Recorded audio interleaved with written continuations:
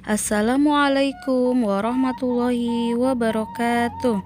Kumaha kabarna daramang? Alhamdulillah, mudah-mudahan sadayana daramang. Patepang deui sareng Ibu Siti Maryam dina pangajaran pangrumat basa Sunda.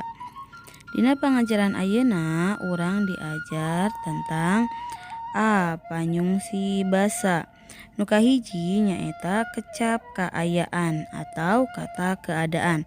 Naon eta kecap kaayaan?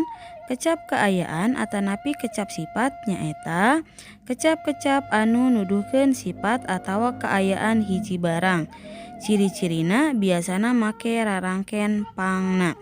Jadi kata keadaan atau kata sifat yaitu kata-kata yang menunjukkan sifat atau keadaan suatu benda. Ciri-cirinya biasanya menggunakan imbuhan pangna.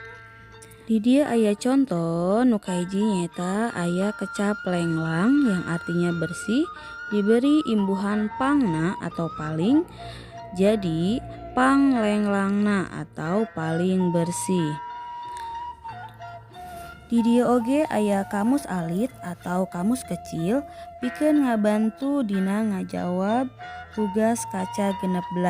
Nu kahiji aya kecap ati-ati atanapi kade yang artinya hati-hati, keheul atanapi kesel nu yang artinya kesal, cager atanapi damang yang artinya sembuh, tebalik atanapi teu bener yang artinya tidak benar, tere atanapi gancang yang artinya cepat, bedegong atanapi bader yang artinya nakal, motah atanapi teu daek icing yang artinya tidak mau diam atau aktif, jongjon atanapi salse yang artinya santai, tobat atanapi insaf yang artinya insaf, dan alim atanapi embung yang artinya tidak mau.